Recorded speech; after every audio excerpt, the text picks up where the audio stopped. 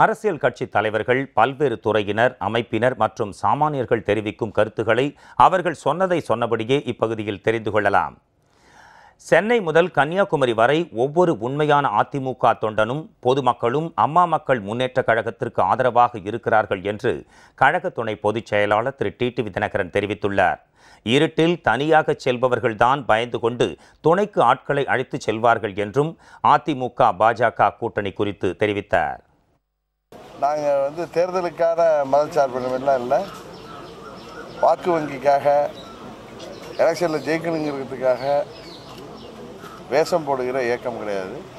மக்களுக்காக பணியாற்றுகின்ற இயக்கம். தமிழ்நாட்டில் இந்துவாக இருந்தாலும், கிறிஸ்டினாக இருந்தாலும், முஸ்லீமாக இருந்தாலும், பிற மதங்களைச் சேர்ந்தவர்களாக இருந்தாலும் எல்லோரும் சகோதரர்கள். யாருக்கு வேண்டுமானாலும் வாக்களிங்கள், ஆனால் நமக்குள் சகோதரத்துவம் இன்றைக்கு இருக்கணும். தமிழ்நாடு அமைதி பூங்காவாக விளங்கணுங்கிறதுல நாங்கள் அந்த கொள்கையில் முழு மூச்சாக இருக்கோம். சார், ஓபிஎஸும் விஜயகாந்த் நேரில் வீட்டில் போய் சந்திச்சிருக்கிறாரு. இப்போ இந்த தருணத்தில் இன்னும் ஒரு இழுபறி அவங்களுக்கு ஒரு பிரச்சனை. அது வந்து அவங்க கூட்டணி இருக்கு. நான் தான் சொல்லிட்டேன்ல, அம்மாவுடைய தொண்டர்களும் தமிழ்நாட்டு மக்களும் எங்களோட இருக்காங்க. அதனால் எங்களுக்கு யாரும் பெரிதாக நாங்கள் அந்த கட்சி வரணும் இந்த கட்சி வரணும்னு எதிர்பார்க்கல. இன்னொன்று, எங்கள் இதய தெய்வம் அம்மா அவர்கள் மறைவுக்கு பிறகு அவர்களை பற்றி அவதூறாக பேசியவர்கள், அந்த மாபெரும் தலைவரை தரம் தாழ்ந்து பேசியவர்களோட கூட்டணிங்கிறது கிடையாது. தேர்தலில் வெற்றி பெறணுங்கிறதுக்காக இது மாதிரி சந்தர்ப்பவாதம், டாக்டர் அன்புமணி வார்த்தையிலே சொல்லணும்னா மானங்கட்டத்தனமான கூட்டணி. இன்னொன்று, நீங்கள்லாம் என்னை பார்த்து அன்றைக்கு இப்படி சொன்னீங்களே இன்றைக்கு இப்படி செய்கிறீங்களேன்னு கேட்குற மாதிரி என்றல்ல.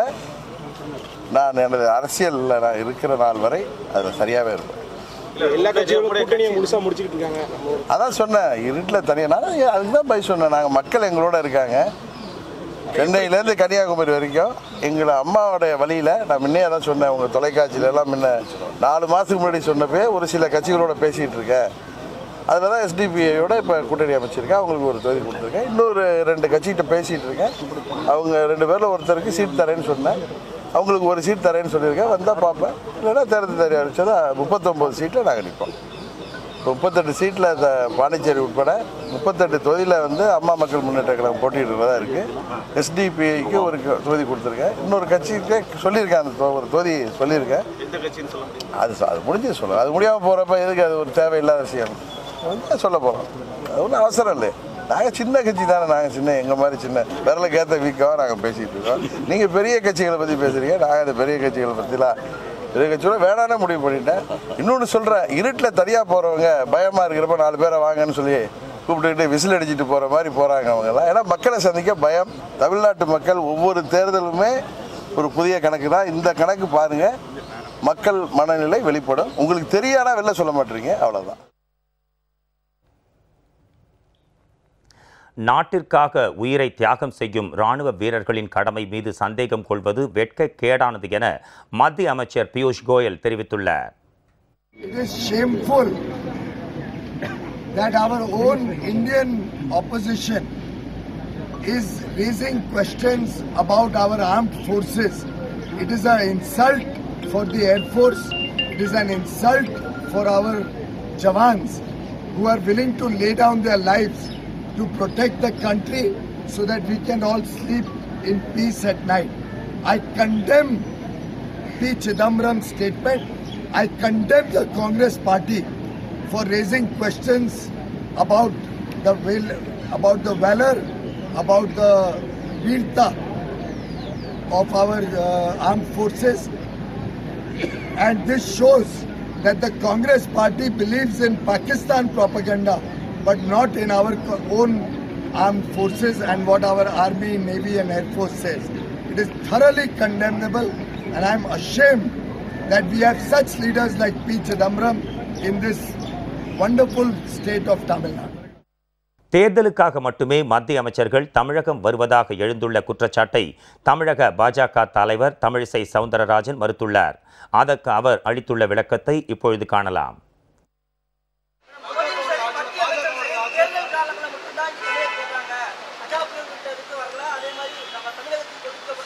Excellent. மக்கள் எங்கேயும் குற்றம் சாட்டல. இன்னைக்கு எல்லா 5 லட்சம் கோடிக்கு நல்ல திட்டங்களை நாங்கள் கொடுத்திருக்கிறோம் என்பதை மக்கள் உணர்கிறார்கள். அது மட்டும் இல்லை, என்னால் பட்டியலிட முடியும். 5 வருஷமா பியூஷ் கோயல் எத்தனை முறை வந்தார், மரியாதைக்குரிய முதலமைச்சர் ஜெயலலிதா அவர்கள் இருக்கும்பொழுதே மின் திட்டங்களை அறிமுகப்படுத்துவதற்காக வந்தார். அதனால தொடர்ந்து வந்து கொண்டிருக்கிறார்கள். நிச்சயமாக தமிழகத்திற்கு நல்லது செய்து கொண்டிருக்கிறார்கள். நிச்சயமா இல்லை, இதை நான் முழுசா பார்க்கல. ஆனால் நிச்சயமாக பாரத பிரதமர் அவர்கள் நீங்க பார்த்தீர்கள் என்றால் மாற்றுத்திறனாளிகளுக்கு என்று பல நல்ல திட்டங்களை கொடுத்தவர். மனநலம் பாதிப்பு கூட இந்தியாவில் இருக்கக்கூடாது என்று யாரும் உடல் நலத்தை மட்டும் தான் பார்த்து கொண்டிருந்தார்கள். மனநலத்திற்கு கூட அதற்கென்று தனி சட்ட மசோதா பாராளுமன்றத்தில் இயற்றியது பாஜக. அதனால நிச்சயமாக பிரதமர் எந்த உள்நோக்கத்தோடு நடந்து கொண்டிருக்க மாட்டார் என்பதை என்னால் உறுதியாக சொல்ல முடியும். 40 வருடங்களாக அரசியலில் இருக்கும் ஸ்டாலின் மற்ற கட்சி அரசியல் தலைவர்களை மோசமாக விமர்சித்து வருவது முதிர்ச்சியற்றது என மத்திய அமைச்சர் பொன் ராதாகிருஷ்ணன் தெரிவித்துள்ளார். ஸ்டாலின் அவர்கள் சொல்லக்கூடியது இறுதியாக எடுத்துட்டீங்களா? அவருடைய முகத்தில் பாரதிய ஜனதா கட்சி அண்ணா திராவிட முன்னேற்ற கழகத்தினுடைய கூட்டணி ஏற்படுவதற்கு முன்பாக இருந்த அந்த தைரியம், அந்த துணிச்சல், அந்த தெளிவு எல்லாம் எங்கே போச்சுது? திமுக கூட்டணியில் விடுதலை சிறுத்தைகள் கட்சிக்கு 2 நாடாளுமன்ற தொகுதிகள் ஒதுக்கீடு செய்யப்பட்டுள்ளதாக அக்கட்சியின் தலைவர் திரு திருமாவளவன் தெரிவித்துள்ளார். எனினும் எந்த சின்னத்தில் போட்டியிடுவது என்பது குறித்து நிர்வாகிகளுடன் ஆலோசித்து முடிவெடுக்கப்படும் என்றும் அவர் தெரிவித்துள்ளார். நடைபெறவுள்ள நாடாளுமன்ற பொதுத் தேர்தலில் திராவிட முன்னேற்ற கழக தலைவர் திரு மு க ஸ்டாலின் அவர்களும் விடுதலை சிறுத்தைகள் கட்சி தலைவர் திரு தொல் திருமாவளவன் அவர்களும் இன்று 4/3/2019 தொகுதி உடன்பாடுகள் குறித்து கலந்து பேசியதில் விடுதலை சிறுத்தைகள் கட்சி தமிழகத்தில் 2 நாடாளுமன்ற தொகுதிகளை பங்கிட்டுக் கொள்வதென முடிவு செய்யப்பட்டது. எந்தெந்த தொகுதிகள் என்பது குறித்தும் போட்டியிட உள்ள சின்னம் குறித்தும் பின்னர் விடுதலை சிறுத்தைகளின் முன்னணி பொறுப்பாளர்களோடு கலந்தாய்வு செய்து திராவிட முன்னேற்ற கழகத்தின் பேச்சுவார்த்தை குழுவினரோடு கருத்துக்களை பகிர்ந்து கொண்ட பின்னர் அறிவிப்போம். தேர்தல் ஆணையம் ஒதுக்கக்கூடிய சின்னத்தில் போட்டியிட போறீங்களா, இல்ல உதயசூரியன் சின்னத்தில் போட்டியிடுவதற்கான வாய்ப்பு இருக்கிறதா?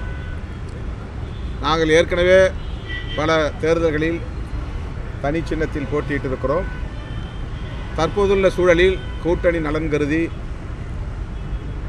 எந்த சின்னத்தில் போட்டியிடுவது சிறப்பாக இருக்கும், உகந்ததாக இருக்கும் என்பது குறித்து கலந்து பேச வேண்டியிருக்கிறது. எனவே விடுதலை சிறுத்தைகள் கட்சியின் முன்னணி பொறுப்பாளர்களோடு 2 நாளில் கலந்து பேசி அதன் பின்னர் அறிவிப்போம். திமுக கூட்டணியில் இந்திய கம்யூனிஸ்ட் கட்சிக்கு 2 தொகுதிகள் ஒதுக்கப்பட்டுள்ளதாக அக்கட்சியின் மாநில செயலாளர் முத்தரசன் தெரிவித்துள்ளார். வர இருக்கிற நாடாளுமன்ற தேர்தல் என்பது மிகுந்த அரசியல் முக்கியத்துவம் வாய்ந்த தேர்தலாகும். இந்த தேர்தலில் மத்தியில் ஆண்டு கொண்டிருக்கிற வகுப்புவாத கட்சியான பாரதிய ஜனதா கட்சி ஆட்சியிலிருந்து அகற்றவும், அதே போல தமிழ்நாட்டில் அவர்களுடைய எடுபடிகளாக இருக்கிற எடப்பாடி தலைமையிலான ஆட்சி அகற்றுவதற்குமான ஒரு அரசியல் போராட்டத்தை திராவிட முன்னேற்ற கழகத்தினுடைய தலைமையில் இருக்கிற கட்சிகள் ஒரு மகத்தான பணியை மேற்கொண்டிருக்கிறது.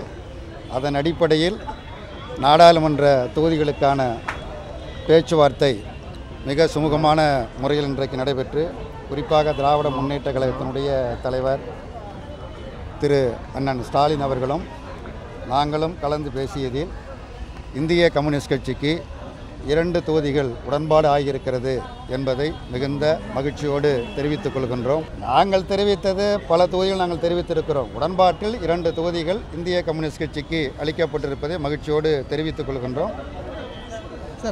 எந்தெந்த தொகுதிகள் என்பது குறித்து பின்னர் கலந்து பேசி, பல கட்சிகள் கலந்து பேசி எந்தெந்த தொகுதி என்பதை அடையாளப்படுத்தி பின்னர் திராவிட முன்னேற்ற கழகத்தினுடைய தலைவர் திரு மு க ஸ்டாலின் அவர்கள் அதனை தெரிவிப்பார்கள். இடைத்தேர்தலை பொறுத்தமட்டில் 21 தொகுதிகளுக்கும் இடைத்தேர்தலை தேர்தல் ஆணையம் நடத்த வேண்டும். இதுவரையில் அறிவிப்பு வரவில்லை.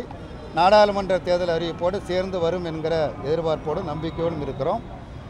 தேர்தல் ஆணையம் எந்த கட்சியினுடைய நிர்பந்தங்களுக்கும் அடிபணியாமல் ஒரு தனித்தன்மையோடு சுயேட்சையாக செயல்படுகிற அமைப்பு என்கிற முறையில் தமிழ்நாட்டில் காலியாக இருக்கிற அந்த 21 சட்டப்பேரவை தொகுதிகளுக்குமான தேர்தலை அறிவிக்க வேண்டும். அவ்வாறு அறிவிக்கப்படுகிற பொழுது அந்த 21 சட்டப்பேரவை தொகுதிகளிலும் திராவிட முன்னேற்ற கழகத்தை இந்திய கம்யூனிஸ்ட் கட்சி ஆதரிக்கும் என்பதையும் நான் தெரிவித்துக் கொள்கின்றேன். எங்களுடைய அணி அரசியல் ரீதியாக உருவாக்கப்பட்ட அணி.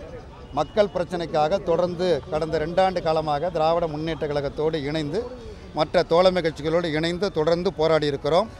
இன்னும் சொல்ல போனால் மாநில உரிமைகளுக்காக, மாநில நலனுக்காக, மாநில முன்னேற்றத்திற்காக தமிழ்நாடு அரசாங்கம் கோரிய நிதியை மத்திய அரசாங்கம் கொடுக்க வேண்டும் என்பதற்காக தொடர்ந்து நாங்கள் போராடி இருக்கிறோம் என்பது நாட்டு மக்கள் அனைவருக்கும் தெரியும். ஆகவே மக்கள் நலன் சார்ந்து அமைக்கப்பட்டிருக்கிற இந்த அணி என்பது மக்கள் நலனுக்காக, தமிழ்நாட்டின் நலனுக்காக, நாட்டின் நலனுக்காக, இந்தியாவை மீட்கவும் தமிழ்நாட்டை காக்கவும் அமைக்கப்பட்ட ஒரு மகத்தான அணியாகும். தொகுதி எண்ணிக்கையில் உடன்பாடு ஏற்படாத காரணத்தால் நாளை திமுக நிர்வாகிகளுடன் 3ஆம் கட்ட பேச்சுவார்த்தையில் ஈடுபடப் போவதாக மார்க்சிஸ்ட் கம்யூனிஸ்ட் கட்சியின் மாநில செயலாளர் பாலகிருஷ்ணன் தெரிவித்துள்ளார். நடைபெறவுள்ள நாடாளுமன்ற தேர்தலில் மார்க்சிஸ்ட் கம்யூனிஸ்ட் கட்சி திராவிட முன்னேற்ற கழகத்தோடு உடன்பாடு செய்து போட்டியிடுவது என்று ஏற்கனவே தீர்மானிச்சிருக்கிறோம். அந்த அடிப்படையில் தொகுதி பங்கீடு சம்பந்தமாக ஏற்கனவே முதல் கட்ட பேச்சுவார்த்தை நடந்தது. 2வது கட்ட பேச்சுவார்த்தையும் நடந்திருக்கிறது. மார்க்சிஸ்ட் கம்யூனிஸ்ட் கட்சியின் சார்பில் நாங்கள் கேட்கக்கூடிய தொகுதியுடைய எண்ணிக்கை அவங்ககிட்ட சொல்லியிருக்கிறோம். அவங்க சில எண்ணிக்கை எங்ககிட்ட சொல்லியிருக்கிறாங்க. இருந்தாலும் அவங்களும் அவங்க சொல்லியிருக்கக்கூடிய எண்ணிக்கை சம்பந்தப்பட்ட வரையில் மார்க்சிஸ்ட் கம்யூனிஸ்ட் கட்சியுடைய மாநில செயற்குழு கூட்டம் நடைபெற இருக்குது. அந்த கூட்டத்தில் விவாதிச்சுக்கிட்டு வந்து இறுதியான முடிவு என்னங்கிறத நாங்கள் சொல்கிறோம் என்று தெரிவிச்சுட்டு வந்திருக்கிறோம். திரும்ப ஒரு கட்ட பேச்சுவார்த்தை என்பது நடக்கும் என்பதை நான் தெரிவிச்சுக்க விரும்புகிறேன். முதல் கட்ட எண்ணிக்கையில் நாங்கள் சொன்னோம் எவ்வளோ எண்ணிக்கைங்கிறத. அவங்க ஒன்றும் சொல்லலை. நாங்கள் தளபதிகிட்ட தலைவர்கிட்ட கேட்டுட்டு சொல்கிறோம். நாங்கள் அப்புறம் இன்றைக்கி சொன்னாங்க. அவங்க சொல்லியிருக்கிற எண்ணிக்கை சம்மந்தப்பட்டதில்ல நாங்கள் மட்டும் தீர்மானிக்க முடியாது. எங்களுடைய மாநில செயற்குழு நாளை காலையில் கூடுது. அதில் அதை ஏற்கிறதா என்ன செய்யறதுங்கிறத நாளை காலையில் பேசிக்கிட்டு சொல்லணும்னு சொல்லியிருக்கோம். இல்லை, இடைத்தேர்தல் சம்மந்தமாக இன்னும் அதை பற்றி அவங்களும் பேசலை, நாங்களும் பேசலை. அதை இன்னும் ஓப்பன் பண்ணாமே இருக்கு. ஓகே, இல்லை, அது இது முடிஞ்சதானே. இது முதல் கட்டம் துவங்கிய பேச்சுவார்த்தை முடிஞ்ச பிறகு தானே அடுத்த இது. அப்புறம் என்னன்னு பார்க்கலாம். இல்லை, அதாவது நாங்கள் சொல்லி இப்போ இது கட்சிகளுக்குள்ளே தீர்மானிக்க வேண்டிய விஷயம் இல்லை. இப்போ நாங்கள் உங்களோட பேசி தொகுதி கொடுக்கறதோ வாங்குறதோ இல்லைல்ல. நன்றி. அநேகமாக நாளைக்கு நல்ல முடிவு எடுப்பாங்க. எடுக்கணும் எதிர்பார்க்குறோம் நாங்கள். இல்லை, ஒருவேளை திமுக தரக்கூடிய எண்ணிக்கையில் உடன்பாடு ஏற்படாவிட்டால் அடுத்த கட்ட இல்லை, அப்படி வராதுன்னு எனக்கு நாளைக்கு பார்ப்போம். வராவிட்டாலுங்கன்னா அடுத்தது தானே. ஏன் நம்ம யூகத்தின் அடிப்படையில் எதையும் கேட்க வேண்டாம். பொதுவாக நாங்களும் சரி அவங்களும் சரி இந்த பிஜேபி அதிமுகவை வீழ்த்துவதில் நாம் எல்லாம் ஒன்றா இருக்கணுங்கிறதுல அவங்களும் உறுதியாக இருக்காங்க, நாங்களும் உறுதியாக. அதில் எந்த சமரசத்துக்கோ எந்த விட்டு கொடுக்குறதோ பிரச்சனை கிடையாது. அதில் ஒன்றா இருக்கும். ஓகே.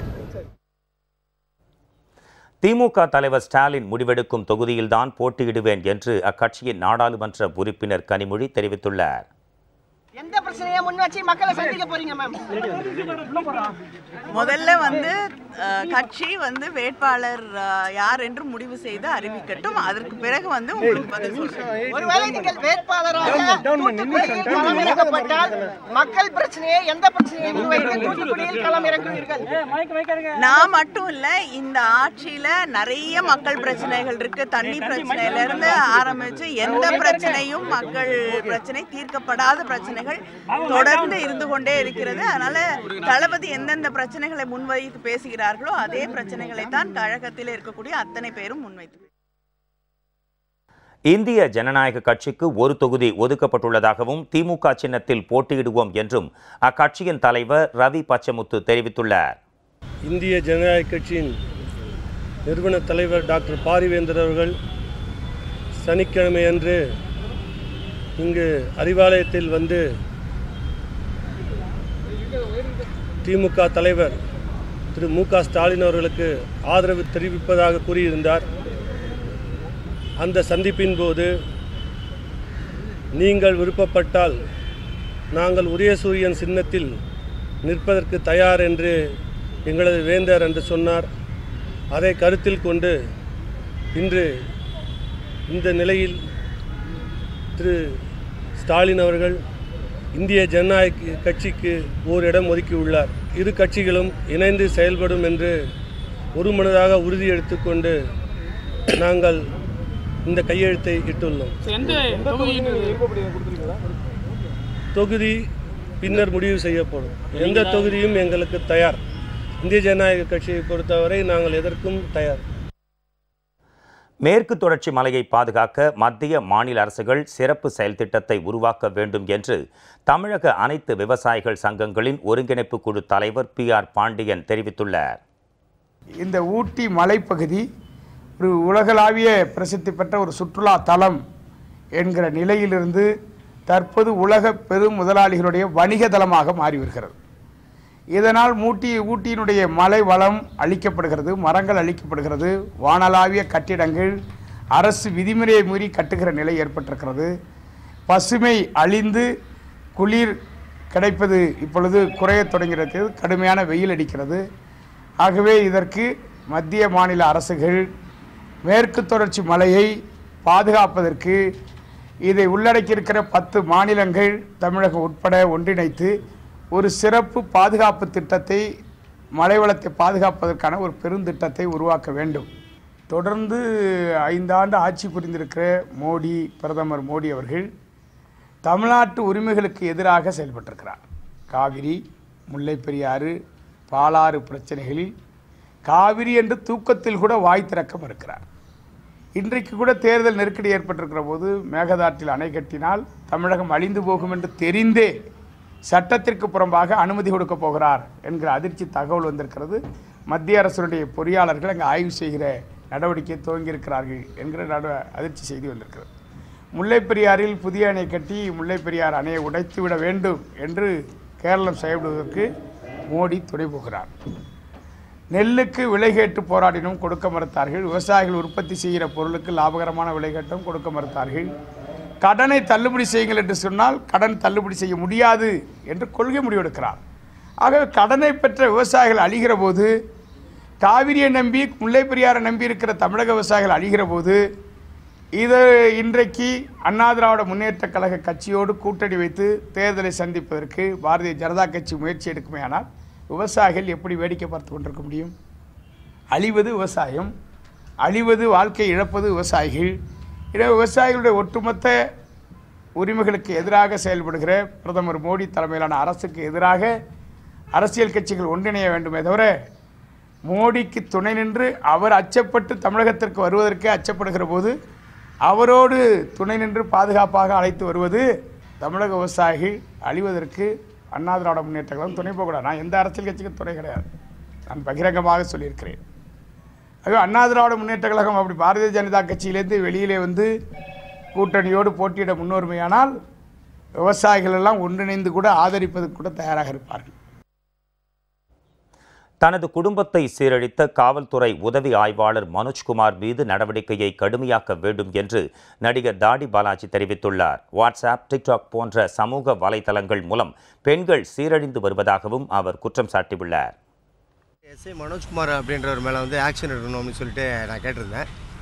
அவங்க வந்து அவரை வந்து திருச்சிக்கு ட்ரான்ஸ்ஃபர் பண்ணியிருக்காங்க. இப்போ தப்பு பண்ணுறவங்க ஒருத்தரையும் வந்து இந்த மாதிரி ட்ரான்ஸ்ஃபர் பண்ணிகிட்டே இருந்தால் அந்தந்த ஊரில் போய் அடுத்த வேலை அதான் பார்ப்பாங்க. இன்றைக்கி நம்ம குடும்பம், இன்றைக்கி வேறு ஒருத்தர் குடும்பம் அப்படின்னு தான் பார்த்துக்கிட்டு இருப்பாங்க. அவர் மேலே வந்து இன்னும் நடவடிக்கை இன்னும் சிவியராக எடுக்கணும் அப்படின்றத பற்றி சொல்கிறதுக்காக தான் இங்கே வந்த கமிஷனர் சாரை பார்க்கறதுக்கு வந்தேன். அவங்க விஷயத்தையும் சொல்லியிருக்கேன் நான், இந்த மாதிரி விஷயம்னு. நடுவில் வந்து என்னை வந்து சிந்தாரிப்பட்டி போலீஸ் ஸ்டேஷனில் வந்து ஐஎஸ் ஒருத்தர் கூப்பிட்டுருந்தார், போயிருந்தேன். இப்போ தான் கேட்டாங்க, அங்கே ஃபோன் பண்ணி கேட்டாங்க, ஏதாவது அவர் மேலே வந்து பேப்பர் வந்திருக்கா பாலாஜி பற்றி, பாலாஜி வந்து விசாரிக்கணும்னு எதாவது வந்திருக்கான்னு கேட்டாங்க. இல்லை எஸ்ஐ மனோஜ்குமார் சாரை பற்றி விசாரிக்கணும் அப்படின்றதுக்காக தான் கூப்பிட்டோம் அப்படின்றாங்க. எஸ்ஐ மனோஜ்குமாரை பற்றி விசாரிக்கிறதுக்கு அவர் வந்து பெரிய ராமரோ இல்லை புத்தரோ கிடையாது. அவர் இன்னொரு குடும்பத்துக்கு எடுத்துக்கிட்டு இருக்கிற, அதாவது வந்து நம்ம வந்து காவல்துறையெல்லாம் வந்துட்டு அவ்வளோ ரெஸ்பெக்டாக நினைக்கிற ஒரு இடத்துல ஒரு கருப்பாடு தான் எஸ்ஐ மனோஜ்குமார் அப்படின்றவர்.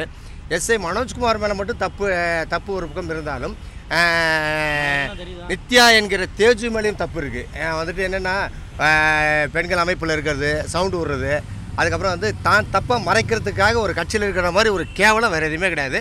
அந்த மகளிர் அந்த அமைப்பில் இருக்காங்கன்றாங்க, அதுவே வந்து அந்த அமைப்புக்கு ஒரு பெரிய கேவலம் தான். கூடிய சீக்கிரம் வந்து அந்த போஸ்டிங் அவங்ககிட்ட வாங்கணும். நான் வந்துட்டு அவங்களுடைய வளர்ச்சிக்காகவோ இதுக்காக பேசவே இல்லை. நம்ம ஒழுங்காக இருந்தால் ஒரு கட்சியில் இருக்கலாம், இன்னொருத்தருக்கு அட்வைஸ் பண்ணலாம். நம்மளே ஒழுங்கு இல்லை, அப்படி இருக்கும்போது இன்னொரு கட்சியில் இருக்கிறதுல என்ன தகுதி இருக்குது? எதுவுமே கிடையாது அவங்களுக்கு. மேக்ஸிமம் நான் இன்டர்வியூ கொடுத்தா மாதிரி என் மகள் போஷிகாவுக்காக எது வேணால் செய்ய ரெடியாக இருக்கேன். அவளை ஒரு போர்டிங் ஸ்கூலில் போடணும் அப்படின்றத என் ரிக்வஸ்ட்டு. அவளை போர்டிங் ஸ்கூலில் போட்டு அவளை படிக்க வைக்கிறதுக்கான எல்லா வசதியும் நான் பண்ணித்தரேன். அவளுக்காக வந்து பேக்கப்பில் நான் இருக்கேன் அப்படின்றத சொல்கிறேன். இப்போ எங்கள் குடும்பத்தினால வந்து நாட்டுக்கு எதுவும் நன்மையோ தீமையெல்லாம் கிடையாது. யாருமே வந்து இன்னொரு குடும்பம் வந்து இந்த மாதிரி ஒரு சின்ன சின்ன அல்ப விஷயத்தில் பாதிக்கப்படக்கூடாது அப்படின்றதுக்காக தான் நான் இன்றைக்கி வாயை திறந்துருக்கேன். பெண்கள் மேலே வந்து எனக்கு பெரிய மரியாதை இருக்குது. அது பிக் பாஸ் வீட்டிலே பார்த்துருப்பீங்க. பிக் பாஸ் வந்து வெளியே வந்த பிறகும் பார்த்தீங்கன்னா நிறையா குழந்தைகளும் பெண்களும் தான் அதிகமாக கூட ஃபோட்டோ எடுத்துக்கிறாங்க, பேசுகிறாங்க. அப்படி இருக்கும்போது பாலாஜி ஒரு கெட்டவன், ஒரு மொல்ல மாதிரி அப்படின்னா யாருமே என்கிட்ட பேச மாட்டாங்க. இன்றைக்கி இவ்வளோ பத்திரிகைகள் வந்து இவ்வளோ ப்ரெஸ் பீப்புள் வந்து எனக்கு ஆதரவாக பேச மாட்டாங்க, இது பண்ண மாட்டாங்க. எது தப்பு எது ரைட்டுன்றது ப்ரெஸ் பீப்புளுக்கு தெரியும், அதை விட பப்ளிக்கு நல்லாவே தெரியும். முதல்ல ஏகப்பட்ட அலிகேஷன் மேலே கொடுக்கும்போது நான் வந்து இது வரைக்கும் அவங்கள பற்றி அவதூறாவோ தப்பாவோ எந்த இடத்துலையுமே நான் நித்யாவை பற்றி ஒரு வார்த்தை பேசவே இல்லை. இப்போ ஏன் வாயை திறந்துருக்கேன்னா ஒரு லிமிட் இருக்குது எல்லாத்துக்குமே. பிக் பாஸ் போயிட்டு வந்த பிறகு திருந்தலை. பிக் பாஸ் நிகழ்ச்சியை பற்றியே தவறாக பேசுகிறது, விஜய் டிவியை பற்றி தவறாக பேசுகிறதுன்னா இவங்க வந்து வாயெல்லாம் அழிகிறேன் இவங்களுக்கு. அதாவது இவங்க யாருன்னே தெரியாது. வெறும் தேஜு அப்படின்னா யாருக்குமே தெரியாது. இன்றைக்கி வந்து பாலாஜியின் மனைவி நித்யான்னு தான் பீத்திக்கிறாங்களே ஒழிய இவங்கள தனியாக ஏதாவது சொல்லுங்கள் யாரும் தெரியுதான்னு பார்ப்போம். நம்ம நேரை விட்டு போனால் தான் சார் உங்களுக்கு புதிய வரும். அதுவும் விரைவில் நடக்கும். எதுவாக இருந்தாலும் சரி, மனோஜ் அப்படின்றவர் வந்து காவல்துறையில் இருக்கிறவர் வந்து நான் விடவே போகிறதில்ல. அவருக்கு தண்டனை கடை வரைக்கும் விடவே மாட்டேன் நான் அவரை. அதுக்கப்புறம் வந்துட்டு எப்பயுமே வந்து போஷிகாவுக்கு சப்போர்ட்டாக பாலாஜி எப்பயுமே இருப்பேன். 1000 இருந்தாலும் போஷிகா என் பொண்ணு, அவ்வளோதான். ஓவியா நடித்து வெளிவந்துள்ள 90 ml திரைப்படத்தை தடை செய்ய வேண்டும் என்றும் அப்படத்தில் நடித்த நடிகைகளை கைது செய்ய வேண்டும் என்றும் இந்திய தேசிக் லீக் கட்சியின் மகளிர் அணி தலைவி ஆரிஃபா ரசாக் தெரிவித்துள்ளார். இது தொடர்பாக சென்னை மாநகர காவல் ஆணையரிடம் மனு அளிக்கப்பட்டுள்ளதாகவும் அவர் தெரிவித்துள்ளார். 90 ml திரைப்படத்தை தடை செய்வதற்காக நான் சென்னை கமிஷனர் ஐயாவை பார்த்து மனு கொடுக்கறதுக்காக வந்திருந்தோம். அதில் என்ன இருக்குது என்றால் பெண்களை பற்றி மிகவும் ஆபாசமாகவும் அசிங்கமாகவும் நிறையா அதில் இது இருக்கிறன்றது. அதுக்காக தான் நாங்கள் இன்றைக்கு இதை சின்ன கொஞ்சம் அந்த இது ஃப்ளாஷில் பார்த்தோம். ரொம்பவே அசிங்கமாக இருக்குது. இல்லை பசங்களாம் ஃபோன் பண்ணி வேறு எங்களுக்கு சொல்கிறாங்க, என்ன அக்கா இந்த மாதிரியெல்லாம் ரொம்ப அசிங்கமாக ஆபாசமாக இருக்கிறது. இன்றைய காலத்துக்கு என்னென்னா சின்ன பசங்களுக்கெல்லாம் இப்போ யூடியூப்பில் போயிட்டு எல்லாமே பார்க்கக்கூடிய இது இருக்குது. இப்போ இந்த இன்னும் அசிங்கமாக எல்லாமே இருக்கிறனால என்ன ஆகுதுன்னா பசங்களுக்கு இன்னும் தெளிவாக நாமளே அவங்களுக்கு சொல்லி கொடுத்த மாதிரி இருக்குது. இந்த ஓவியா வந்துட்டு ரொம்பவே ஓவராகவே நடந்து இருக்கிறாங்க அசிங்கமாக. ஸோ இதை வந்துட்டு நாங்கள் திரைப்படத்துடைய இயக்குனர், நடிகர்கள் அனைவரையும் கைது செய்ய வேண்டும்.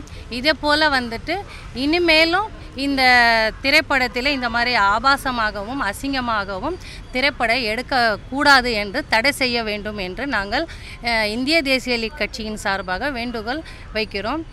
ரெண்டாவது என்ன, இப்போ காலையிலேயே நம்ம நியூஸை போட்ட உடனே என்ன வருதுன்னா இந்த பாலியல், அப்போ 6 வயசு குழந்தையிலேருந்து 60 வயசு குழந்தை, இப்போ 60 வயசு முதியோருக்கும் இதை தூண்டிவிட மாதிரி ஆகிவிட்டது.